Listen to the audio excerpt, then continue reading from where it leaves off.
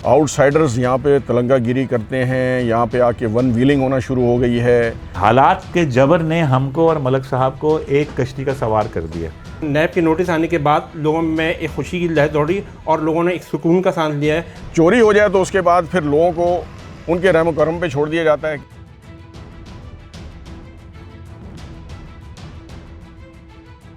इस वक्त हम मौजूद हैं बैरियर टाउन कराची के सामने। बैरियर टाउन कराची, जिसके बारे में आम तौर पर इश्तिहारात में बताया जाता है यहाँ की शानदार इमारतें, चमकती सड़कें और ख्वाब जैसी सहूलतें हैं, लेकिन इसके बरक्स इसका एक और चेहरा भी है। यहाँ पर बिजली महंगी, यहाँ की सहूलतें, और यहाँ पर जो है मेंटेनेंस के नाम पर ओवर चार्जिंग की जाती है। यहाँ का इंतज़ामिया का रवैया भी इंतहाई नामुनासिब होता है। आइए दिखाते हैं आपको बैरियर टाउन का असल चेहरा।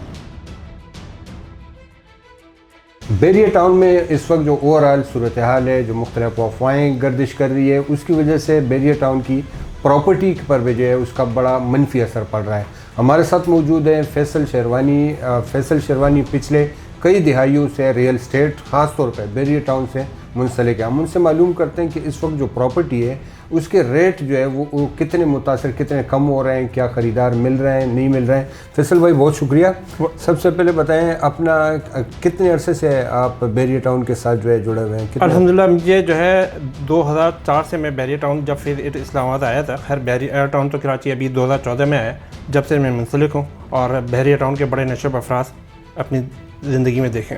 नशेब फराज खुद की थोड़ी सी तफसीलात बताएं। नशेब अफराज से मज़ाद ये है कि बैरियर टाउन को मैं स्टॉक मार्केट का एक नाम देता हूँ। जितनी तेज़ी से इसकी प्राइसेस मार्केट ऊपर जाती है, उतनी तेज़ी से नीचे जाती है। अच्छा। इसके ऊपर अप डाउन होने की कोई रीज़न नहीं होती। सिर्फ इसका ये होता है कि हर बंदे की ख्वाहिश होती है, ख़ास तौर पे इन्वेस्टर की, सरमायादार की, कि वो अपने सरमाया का कुछ हिस्सा बैरियर टाउन में भी रखे, क्योंकि इसमें जो एकदम जंप आता है तो उससे वो फ़ायदा उठाता है। जब मार्केट नीचे आती है तो वो फिर चीज़ें बाई करता है। अच्छा, आपने स्टॉक एक्सचेंज की बात की, तो स्टॉक एक्सचेंज में तो ख़बरें मुख्तलिफ, पॉजिटिव ख़बर आती है तो स्टॉक मार्केट उठ जाती है, कोई नेगेटिव ख़बर आती है, मनफी ख़बर आती है तो मार्केट नीचे आ जाती है। तो बैरियर टाउन का भी यही है कि मतलब वो ख़बरें के लिहाज से जो है वो मार्केट रेट करता है यहाँ के रेट। बैरियर टाउन में कभी भी कोई भी ओवरऑल पाकिस्तान की मईशत के हवाले से चाहे कितनी मनफी खबरें आएँ, जब बैरियर टाउन चल रहा होता है तो उसका कोई रीज़न नहीं होता। जब बैरियर टाउन नीचे आता है तो भले पाकिस्तान की मईशत बहुत ऊपर जा रही हो, लेकिन उससे उसका कोई फ़र्क नहीं पड़ता। उसकी वजह यह है कि यहाँ का एक माइंड सेट है कि उन्होंने अपने, यहाँ के इन्वेस्टरों का अपना एक माइंड सेट है, उन्होंने अपने माइंड के हिसाब से जो है ये काम करना है। ओवरऑल देखा जाए तो अभी जो सूरत हाल है बैरियर टाउन की, वो तो अभी पोजीशन की ख़राब हुई है।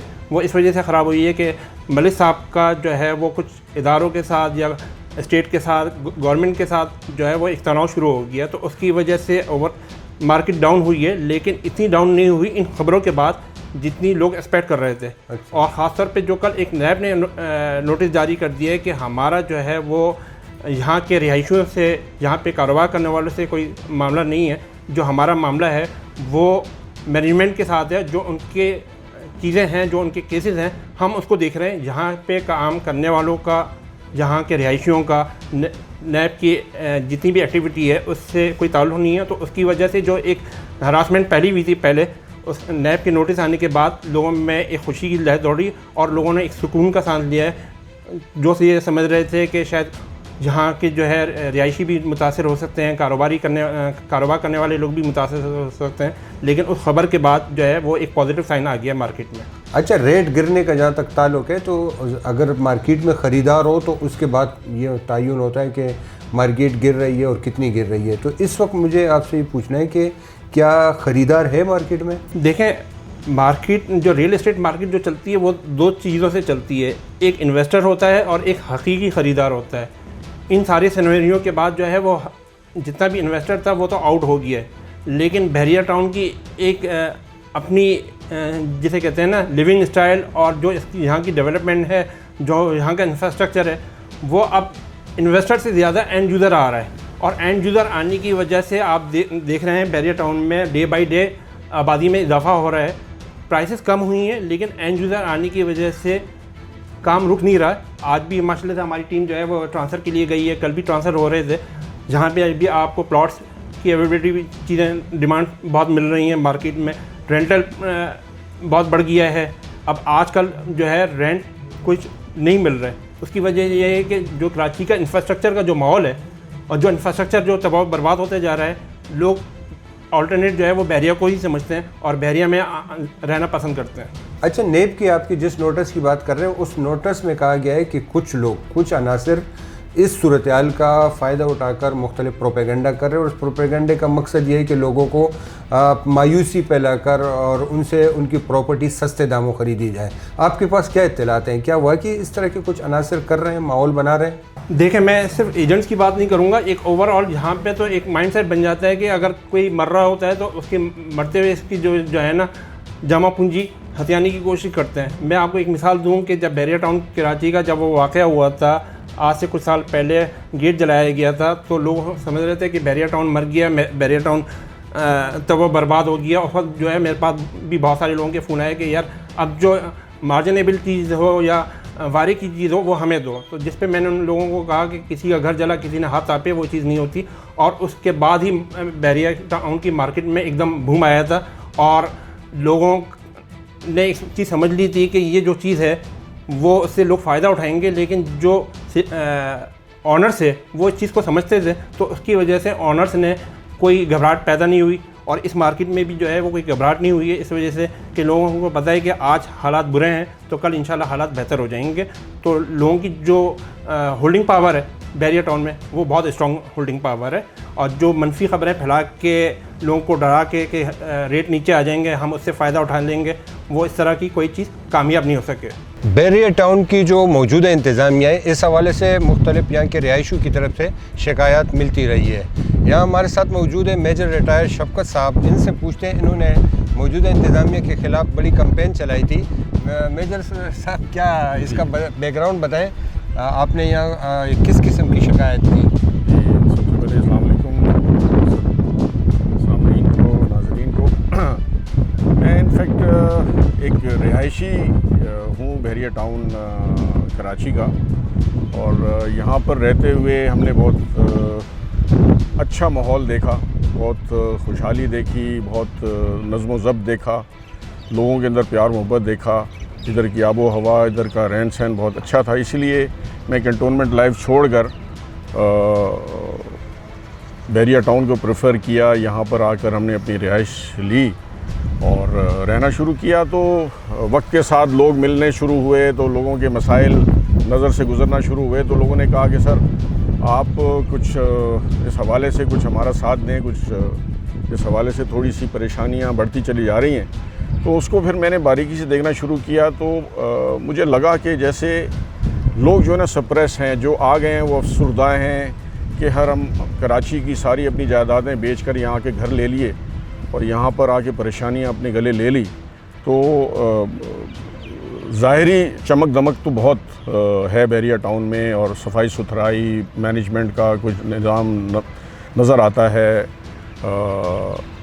इन चीज़ों से अट्रैक्ट होकर कराची छोड़ के लोग यहाँ आए, इंटीरियर से भी आए, कराची से भी आए, और इवन जो एक्सपैट्रिएट्स थे वो रिटायरमेंट के बाद उन्होंने प्रेफर किया कि वापस कराची में, उनको ऐसा माहौल कहीं नहीं मिला जो माहौल उनको बज़ाहिर बहरिया टाउन में मिल रहा था।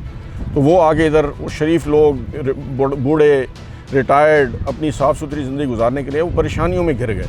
परेशानियाँ क्या थी? छोटी छोटी उलझनें इधर बहुत ज़्यादा बढ़ती चली गई, लेकिन यहाँ पर सुनने वाला कोई नहीं है। आप 100 जाके कंप्लेन कर दें, वो कहेंगे जी ये तो पॉलिसी है। कौन बनाता है पॉलिसी? एक बहुत बड़ा सवाल है कि पॉलिसी बनाने में रेजिडेंट्स की शमूलियत का कोई यहाँ पर नाम नहीं है। इन्होंने फेक रेजिडेंट कमेटीज़ बनाई हुई हैं, पता नहीं कहाँ से रजिस्टर की हुई हैं, किस तरह वो बनी कमेटीज़, किसी को कोई नहीं पता। इधर के किसी रेजिडेंट को नहीं पता कि इधर की रेजिडेंट कमेटी का हेड कौन है। लेकिन जब इस तरह की इन्होंने पॉलिसीज़ और इस तरह के जो मामलात करने होते हैं, तो ये उस पॉलिसी को अप्रूव करने के लिए कह देते हैं रेजिडेंट्स ने इसको अप्रूव किया हुआ है। अच्छा तारिक साहब, आप 2022 से यहाँ बहरिया टाउन में, इस दौरान आपने क्या यहाँ की इंतज़ामिया और यहाँ की जो सहूलियात आपको प्रोवाइड की जा रही है, बिजली है, सिक्योरिटी है, उससे आप मुतमईन हैं? अच्छा, यहाँ मैं आपके सवाल का जवाब भी दे रहा हूँ, लेकिन मैं मलिक रियाज साहब से भी इस कैमरे के ज़रिए मुखातिब हो रहा हूँ। हमारी ख्वाहिश है कि अल्लाह उनके मसले हल करे और अल्लाह ताला उनको सेहत दे, लेकिन जनाब खूगरे हम से थोड़ा सा गिला भी सुन ले। बात यह है कि ये आपने इतनी खूबसूरत आबादी तो बना दी, लेकिन यहाँ के मकीनों की जो हालत ज़ार है उसमें बहुत लोग परेशान हैं। देखें, एक चीज़ जहन में रखें कि रियल इस्टेट वाला हो गया, बिल्डर हो गया, डेवलपर हो गया, ये सब लोग काम कर रहे हैं यहाँ पे, तिजारत कर रहे हैं, कारोबार कर रहे हैं, यहाँ से कमा रहे हैं, ये उनका हक़ है, ये सब यहाँ से फ़ायदा हासिल कर रहे हैं। और कोई बुरा वक्त अल्लाह ना करे आएगा तो ये ज़ाहिर है यहाँ मौजूद नहीं होंगे। बेचारा रेजिडेंट जो है ना, वो अपनी किश्तियाँ जला कर यहाँ आया है। यहाँ की ख़वातीन अपने बच्चों से दूर हो गई हैं, अपने मैके से दूर हो गई हैं, लोग अपने कारोबार से दूर हो गए हैं, यहाँ रहते हैं, क्लिफ्टन में ऑफिस है, यहाँ रहते हैं, बोल्टन मार्केट टावर की तरफ जा रहे होते हैं, तो बेचारे ये लोग ज़्यादा परेशान हैं। और ये लोग जो है ना, ये वो लोग हैं कि जिन्होंने किसी सूरत में, इनकी इन्वेस्टमेंट है यहाँ पे, इनके घर बार हैं यहाँ पे, तो ये सारे लाइफ स्टाइल के बावजूद मसला ये है कि ये यहाँ पे आपके साथ सारे मसाइल भुगत रहे हैं, मलिक साहब के साथ। तो इनके बारे में ये कि एक तो यहाँ बहुत ज़्यादा आपने बिजली, पानी, ये सब चीज़ें जो है ना, जो यूटिलिटीज़ हैं वो बहुत महंगी हैं। अच्छा, बहुत भारी कीमत अदा करनी पड़ रही है, और 77 रुपये फ़ी यूनिट, ये अनबिलीवेबल है। मेंटेनेंस चार्जेस, ये बात की है कि जितनी रौनकें हैं इसके अंदर हर घर से आप पैसे ले रहे हैं। यानी मुझे कल परसों एक बहुत ही मोहतरम सहाफ़ी दोस्त हैं हमारे, उन्होंने मुझे बताया, और वो बाखबर आदमी हैं, कि सिर्फ 10A ये एक सेक्टर है यहाँ का, प्रेजेंट है, सिर्फ 10A से जो है माहाना करोड़ों रुपए जमा होते हैं मेंटेनेंस के नाम पे। बात ये है कि हम फंसे हुए हैं, हमारे हालात के जबर ने हमको और मलिक साहब को एक कश्ती का सवार कर दिया। हम तो 6 महीने पहले उनके ख़िलाफ़ मुहिम चला रहे थे, मसाइल मैंने आपको बताएं, लेकिन ये कि ये सारा का सारा सिस्टम जो है बना हुआ उनके हाथ का है, तो उनसे बेहतर कोई नहीं चला सकता। ये बात, बस इतनी बात कर रहा हूँ। बाकी जो उनसे शिकायतें हमारी हैं वो अपनी जगह हैं। बैरिया टाउन के रिहायशी, यहाँ के इन्वेस्टर, यहाँ के रियल इस्टेट एजेंट और कारोबारी अफराद पहले ही बैरिया इंतज़ामिया से, बैरिया टाउन की इंतज़ामिया से खुश नहीं थे, लेकिन मौजूदा हालात में भी वो बैरिया टाउन का इंतज़ाम मौजूदा इंतज़ामिया से लेकर किसी और के हवाले करने के हक़ में नहीं है। अब देखना ये है कि हुकूमत इन हालात में क्या फ़ैसला करती है। वकील रहमान, हमारी वेब.com, कराची।